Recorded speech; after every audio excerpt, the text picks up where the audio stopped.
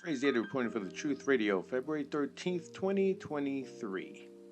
All right, we got a juicy one today. This one coming from The Root by Noah A. McKee, whatever. 2023 Super Bowl. ESPN's Chris Berman said, what?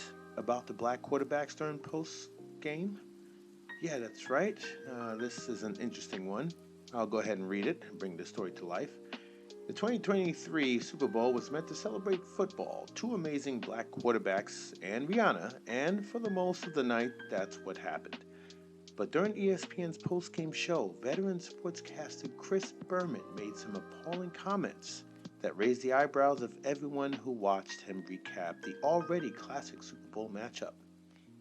Like many sportscasters, Berman acknowledged the history that was made at the State Farm Stadium in Glendale, Arizona, with two black quarterbacks battling it out for the first time in NFL history.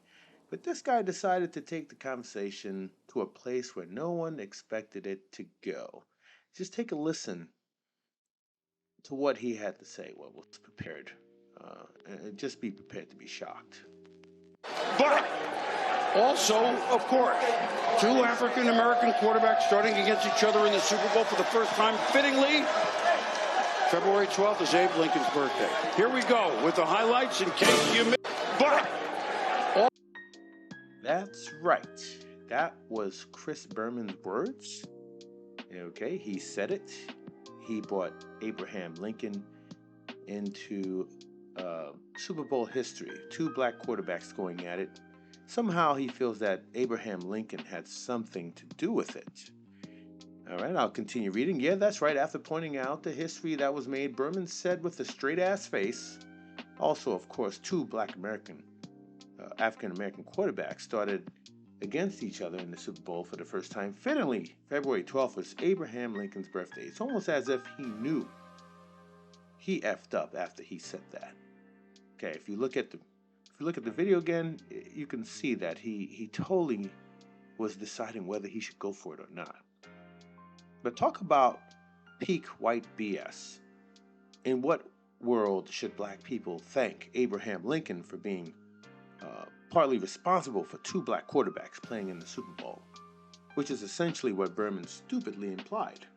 Hey, white people, contrary to popular belief, Lincoln did not free enslaved Africans because he wasn't a racist, nor was it because he believed it was or did a heinous, inhumane act. Lincoln did it because he needed more manpower to beat the Confederacy.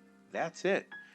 Lincoln did not care about black people, so to draw a correlation between him and two black quarterbacks facing off in the biggest football game of the year is beyond idiotic.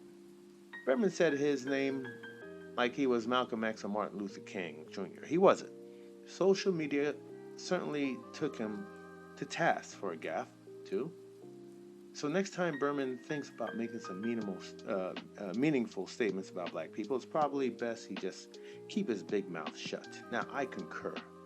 Okay, Abe Lincoln did have slaves. Okay, it wasn't because he wasn't a racist. Okay, it's nothing but facts. You can go and read the logs. Okay, I concur. But let's get into the comments, shall we? All right, I've lightened the Twitter feed up for your viewing pleasure. I realize the dark one is kind of dark, but Berman has always been like this. He's slick with his racism, but go back and watch some of his commentary from the past. Okay?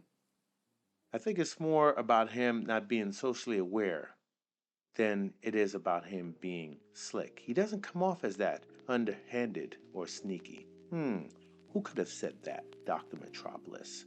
Can you guess, guys? Can you guess? Yes, that's right. I'm not going to even say it. You can expect some defense for Mr. Berman's comments. All right? For some people who have no idea what they're talking about. All right? He said it as if for Abe Lincoln, you Negroes wouldn't be playing football. If it wasn't for Abe Lincoln, you Negroes wouldn't be playing football. That's exactly what he implied. Around the table. Calling him boomer for a reason. Nah, man, ain't no way. They couldn't put that on a 5-second delay. I didn't need to hear that. You think they know better than to put that on the teleprompter? Yeah. I mean, was it off the cuff? Was it on the teleprompter? Who knows?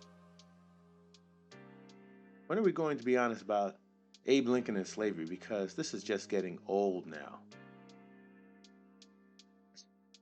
Collective black confusion. Yeah, for real.